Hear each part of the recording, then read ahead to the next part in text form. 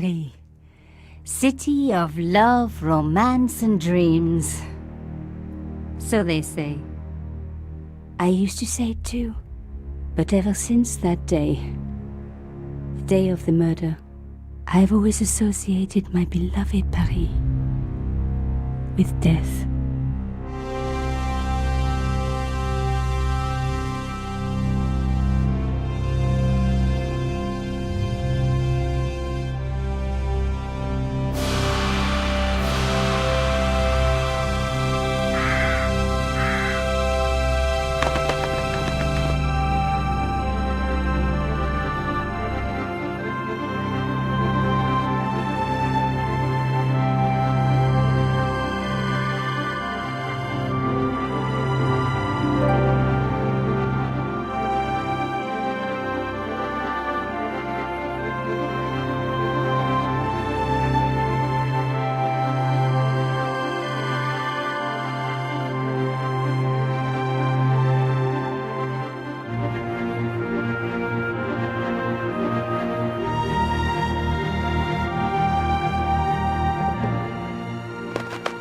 I was at home having a bath when my editor called.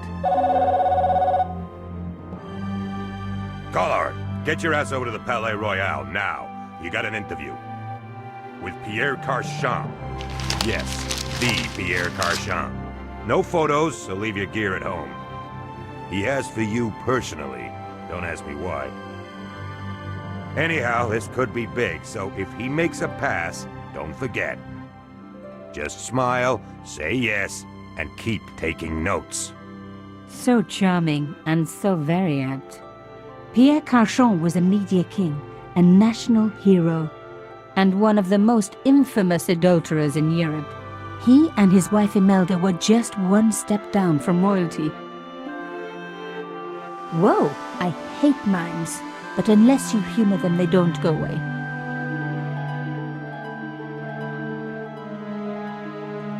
Here I was, the palace of the Media King and the Ice Queen. I pressed the doorbell and set in motion a chain of events which would change my life forever. Yes? What is it? Madame, my name is Nico Collard. I'm here to see Monsieur Carchon. Come up, we're on the first floor.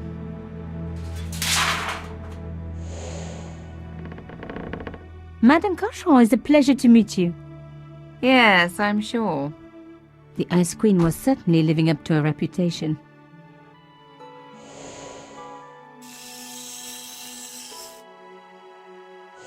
Will you be staying for the interview?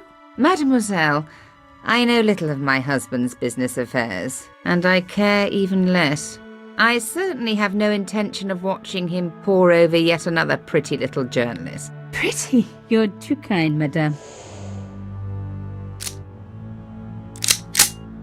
Ah, the talented and very beautiful Mademoiselle Collard. Such a pleasure to meet you at last. Monsieur Carchon, I am honored.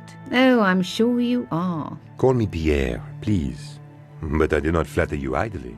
I was a friend of your father. He was a great man. My father? He never mentioned. He and I were very close. And then his death. So tragic. I must... Imelda, your damned cat's in my study again. Another Ming vase, I suppose. Excuse me for one moment, my dear girl. You journalists are getting younger each year. Perhaps it's the rest of the world getting older, madame. That was no cat. My God, what? Monsieur Carchon!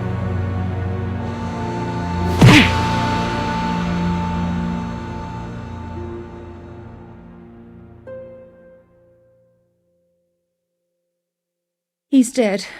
I must call the police. You'd better stay here. There was a man. It was the mime. Do you think he... Well, I believe we can rule out suicide, don't you? No wonder they called her the Ice Queen. She would have been top of my list of suspects if I hadn't seen the attacker myself. And if I hadn't come across a couple of murders just like this already. One of the most important men in Europe murdered And here was I, Nico Coulard, alone at the scene of the crime. Should I wait for the cops? Or start my own investigation? It was a no-brainer.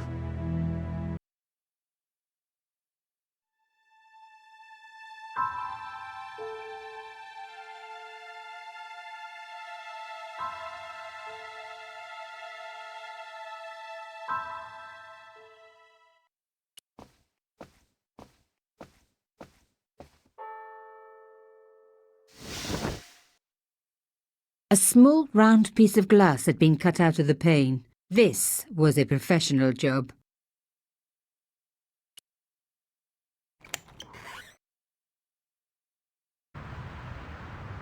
The killer must have used a ladder to reach the window. He was long gone. Guess he folded that ladder up, popped it in his pocket and took it with him.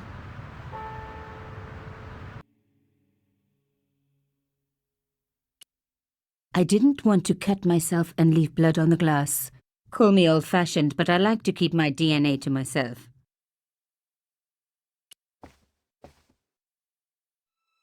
Mimes and guns don't usually go together, but I had an idea that this was no ordinary mime. I'd come across this murderer before, and written about him. The costume killer, at least that's what I'd called him. It was one of my hair clips. My favorite, in fact. It must have fallen when I was knocked down. Some people hate searching corpses for clues. Me, I'm okay with it. Reminds me of an old boyfriend. In his pocket, I found a ticket stamped Bateau de la Conciergerie. Taking the ticket meant I tampered with the evidence. There was no going back now. Carchon had been shot. I closed his eyes. It was the least I could do for the poor fellow.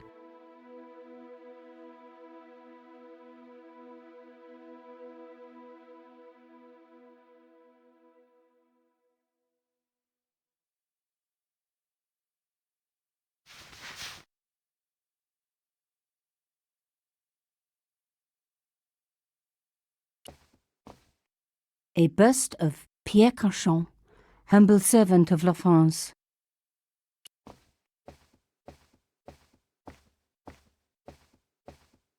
Pierre Carchon again. His eyes seemed to follow me around the room.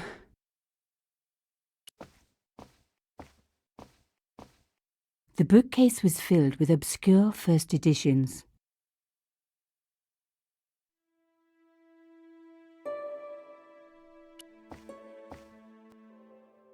The police could turn up at any minute. Somewhere there were clues to the murder, and I needed to find them.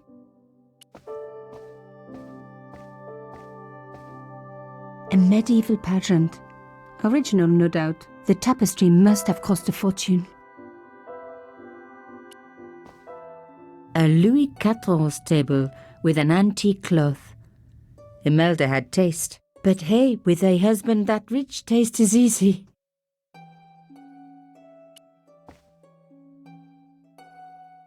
I reckoned that cloth might just turn out to be useful.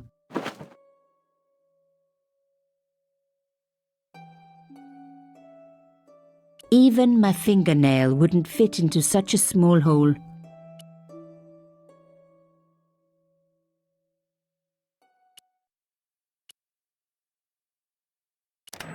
Aha! Nico, you are just so damn good at this stuff. Instead of comforting Imelda, I was ransacking her flat. Why? Because there was something going on here, and I had to get answers before the cops arrived. And hey, she'd been rude to me, so she had it coming.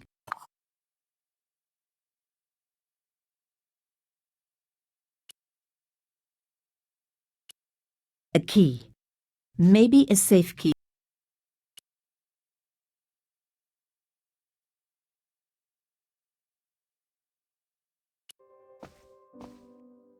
It was a tube of acrylic paint. French ultramarine. Just the color I was after for my bathroom. I'm sorry, I have to go. Someone is... Young lady, what are you doing? Oh, this paint. It's my favorite color. For God's sake, keep the damn stuff.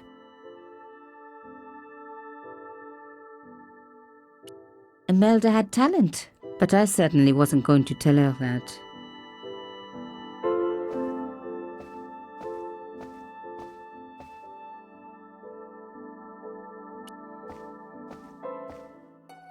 A magnificent antique table.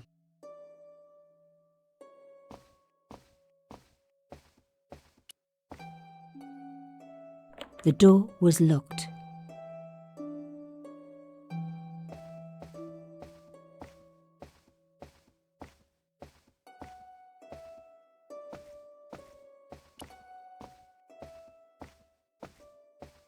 Excuse me, madame. Yes?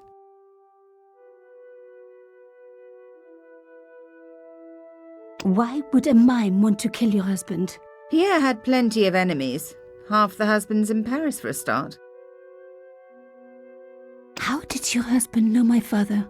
I have no idea. You didn't know him? Thierry Coulard? Pierre knew a lot of people I didn't know, most of them women. I am so sorry for your loss, madame. No, you're not.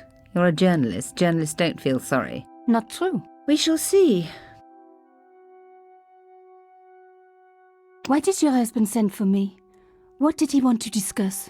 I have no idea. His business was his business. He never told you anything. No, and frankly, I preferred it that way. This is quite a scoop for you. I suppose you're already inventing the headlines. Just because I am a journalist. Don't patronise me.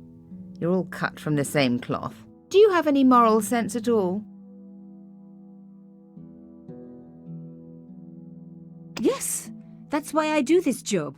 You do it to see your name in print. As if my editor gets the byline, I just do the work. Well, don't expect my sympathy. The police will be here soon, madame. Is there anybody you would like me to contact? Family, friends? No, I have no family. Pierre and I were... He was all I had, really. Not much, was it? The dutiful wife. That was my role. He never talked, never let me in. I know one thing, madame. What? If you want to find out who killed your husband, then you let me do the job, not the police. Why? How do I know I can trust you? Your husband invited me here today because he needed me. I think he knew somebody wanted to kill him, and he knew I could help. I doubt it was your database he was after. You're wrong. I was onto his killers already, I am sure of it. Please, you owe it to him. I don't know. All I need is a few more minutes to look around before the police come. You really do have a moral sense, don't you? I trust so few people. And perhaps Pierre really did think that you could help. Of course it wouldn't have stopped him seducing you too. Here, take this. It's the key to the drawing room next to the library at the end of the hall. It was Pierre's room. I rarely went in there. I couldn't. I was too scared of what I might find. Thank you. I promise you won't regret this.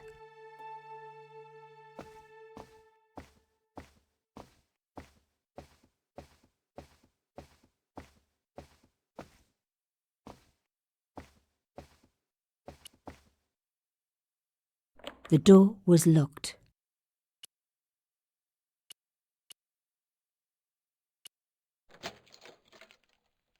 Now we were getting somewhere.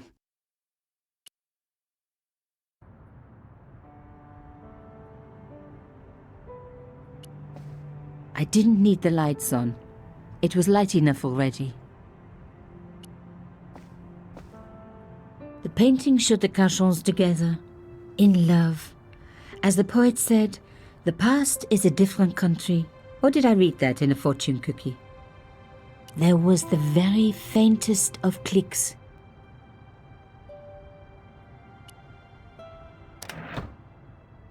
Behind the picture was a safe.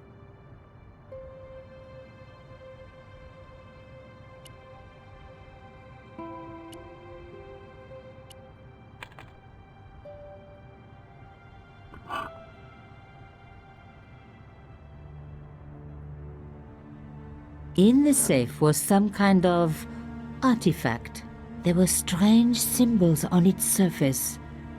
It looked like the printer's blocks I'd made at art school. If there was one thing I'd learned about symbols, they are always important. But these symbols scratched into stone were impossible to read. I needed to find a way of printing them. At least the stone was round. But what could I use for ink? And what could I print on? Sure, I was stealing, but I knew Imelda didn't know about the artifact, and Carchon was past caring.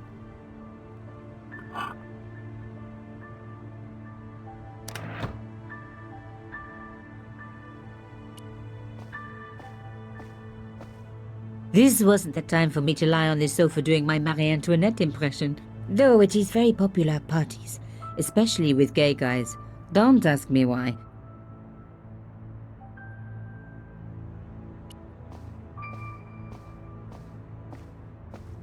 As expected, the desk was yet another priceless antique. Yawn. The blotter and in tray had clearly been placed with mathematical precision.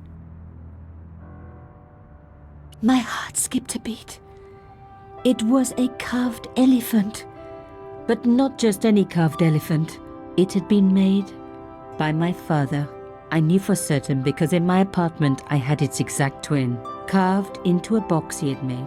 So Carchon had known my father. They really must have been friends. I decided to take the carved elephant. It clearly meant nothing to Imelda.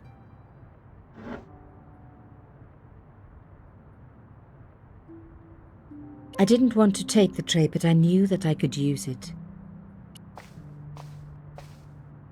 I didn't need a sheet of blotting paper.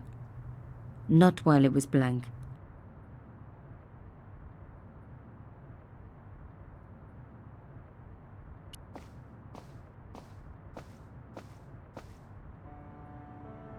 Locked. Not surprising, really.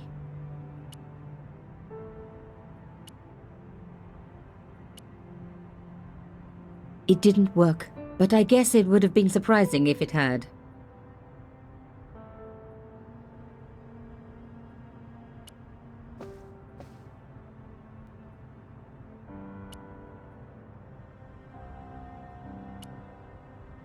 It was a boat ticket stamped Bateau de la Conciergerie. When I was a little girl, Papa used to take me on the Bateau Mouche as a treat. Putting the paint straight on the cylinder would be too messy. The paint would go everywhere. I smeared the paint all over the cloth. When I do messy, I really like to put my heart into it. I hoped this was going to help. They don't make lace like that anymore. I wiped the paint-covered cloth over the surface of the stone cylinder. It took me right back to art class at school. And Maurice, my gorgeous art teacher. Such a shame they had to fire him. Ah well, concentrate, Nico, concentrate.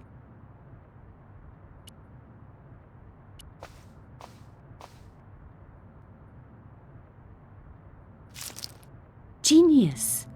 The roller and the paint worked just as I planned. But what did it say? It was some kind of coded message. It read, sub judice. I may not have learned a lot as a journalist, but that was a term I knew well. It means a legal case that is before the courts. Below it was a sequence of letters that made no sense. I suddenly realized there was a connection between the boat ticket and the coded message. The boat ticket was stamped Bateau de la Conciergerie. The Conciergerie on the Ile de la Cité, by the river, housed the ancient law courts. So, sub judice could in this case mean literally under the law courts, below the Conciergerie. I was pretty sure I'd found all I could here. And besides, all this opulence was making me pine for my regular life of poverty. This was a huge story. It was also one heck of a puzzle with a lot of pieces missing. But I was going to crack it. And if I could just remember the name of that fancy prize you get for being an ace journalist, I was definitely going to win it this time.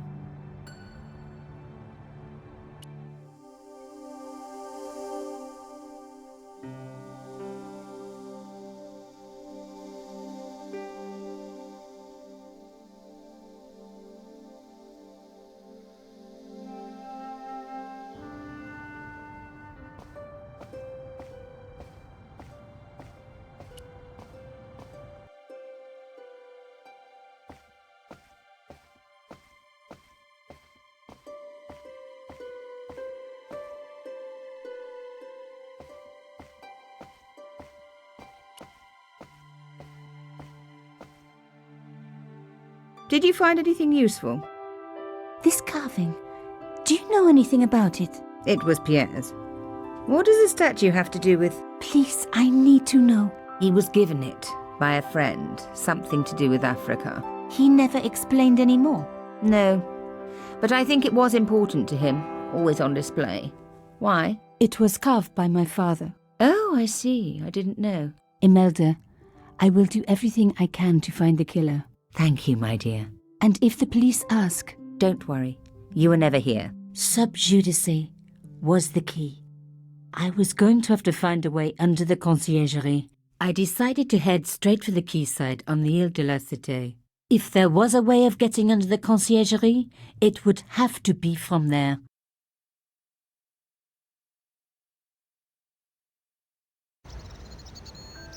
Canchon wasn't the type for messing about on the river. He was up to something down here. Something that got him killed.